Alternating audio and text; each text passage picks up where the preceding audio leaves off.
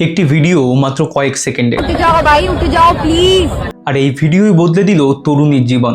FIR, নিখোঁজের দাবি, মায়ের ক্ষমা প্রার্থনা, শেষ পর্যন্ত দেশের প্রধানমন্ত্রীর ক্ষমার বার্তা। কিন্তু এই পুরো ঘটনায় আসলে সত্যটা কি, আর কেন দেশ জুড়ে শুরু হয়েছে তীব্র বিতর্ক? নমস্কার, আমি সায়ন বিশ্বাস, আর দেখছেন বিসিএন নেটওয়ার্ক। দিল্লির যন্তর মন্তর, নিট ইউজি প্রশ্ন ফাঁসের প্রতিবাদে উত্তাল ছাত্র আন্দোলন। কিন্তু আন্দোলনের দাবি ছাপিয়ে দেশের নজর চলে যায় একটি ভাইরাল ভিডিওর দিকে। हम भीख मांग रहे भाई, उठ जाओ, निकल जाओ, इस लॉट नीचे से निकल जाओ, ठीक है। और जो घुसा हुआ है मेलोडी के अंदर, निकल जाओ, उसके बाहर से बहन के। অভিযোগ, এই ভিডিওতে রুচিকা সিং নামের এই তরুণী প্রকাশ্যে প্রধানমন্ত্রী নরেন্দ্র মোদীকে উদ্দেশ্য করে অত্যন্ত আপত্তিকর ভাষা প্রয়োগ করেন। ভিডিওটি ছড়িয়ে পড়তে বেশি সময় লাগেনি, আর তারপরেই শুরু হয় বিতর্ক, ক্ষোভ এবং আইনি পদক্ষেপ। ভিডিও ভাইরাল হওয়ার পর গত 29শে জুলাই নয়ডার এক্সপ্রেসওয়ে থানায় তার বিরুদ্ধে জিরো এফআইআর দায়ের করেন এক আইনজীবী। জিরো এফআইআর বলতে অপরাধটি যেখানেই ঘটুক না কেন, এখতিয়ারে তোয়াক্কা না করে যে কোনো থানায় গিয়ে এফআইআর দায়ের করা যায়। ঘটনাটি দিল্লির এখতিয়ারভুক্ত হওয়ায় পরে মামলাটি ট্রান্সফার হয় পার্লামেন্ট স্ট্রিট থানায়। পুলিশের দাবি, এফআইআর এর পর থেকে রুচিকা ও তার পরিবারের কোনো খোঁজ পাওয়া যাচ্ছিল না। এখন প্রশ্ন, একটি ভাইরাল ভিডিও এত বড় আইনি তদন্তের কারণ হয়ে উঠল কিভাবে?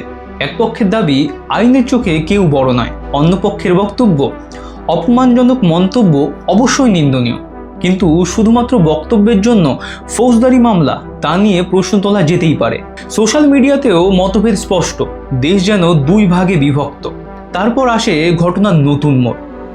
প্রথমে রুচিকার মা পুলিশের কাছে লিখিতভাবে ক্ষমা চান। এরপর সামনে আসে রুচিকার নিজের একটি ভিডিও। দুহাত জোর করে তিনি বলেন তিনি ভুল করেছেন, তিনি অনুতপ্ত, দেশবাসীর কাছে ক্ষমা চান এবং ভবিষ্যতে এমন ভুল আর করবেন না। मैं सीपी गई थी अपने फ्रेंड्स के साथ, फिर वहाँ पे प्रोटेस्ट हो रहा था, मैंने वहाँ पे कोक पी, वहाँ पे ग्रुप्स बने हुए थे बहुत सारे, वो लोग बहुत चीज़ें बोल रहे थे, बहुत गालियाँ दे रहे थे प्रधानमंत्री जी को। उन लोगों के इन्फ्लुएंस में आके मैंने बहुत चीज़ें बोली।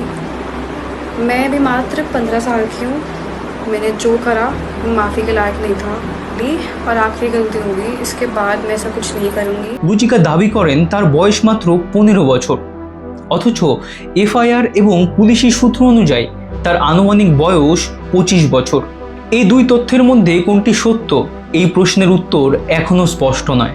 অন্যদিকে প্রধানমন্ত্রী নরেন্দ্র মোদী 31শে জুলাই একটি ভিডিও বার্তা দিয়ে জানান, কম বয়সে ভুল হতেই পারে, গালি দিয়ে সমস্যার সমাধান হয় না। তিনি তরুণদের শাস্তি দেওয়ার বদলে নতুন পথ দেখানোর কথা বলেন এবং তাদের মাফ করার কথা জানান।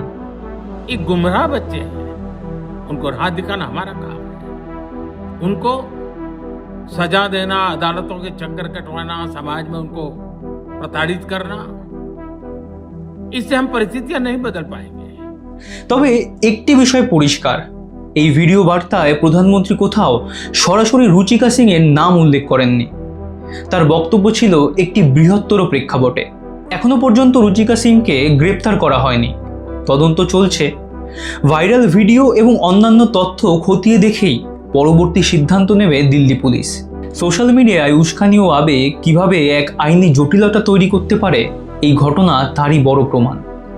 তবে শেষ করার আগে কয়েকটি প্রশ্ন রেখে যেতে চাই। মত প্রকাশের স্বাধীনতা আর শালীনতার সীমারেখা ঠিক করবে কে? তাছাড়া ক্ষমা চাওয়ার পরও কি আইনের পথ একই থাকা উচিত, নাকি আইন কখনো আবেগ দেখে না?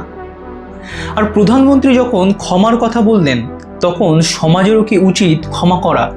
আপনি হলে কি করতেন? কমেন্টে শুধু মতামত নয়, যুক্তিটাও লিখুন, কারণ এই বিতর্কে প্রতিটি মতেরই মূল্য রয়েছে।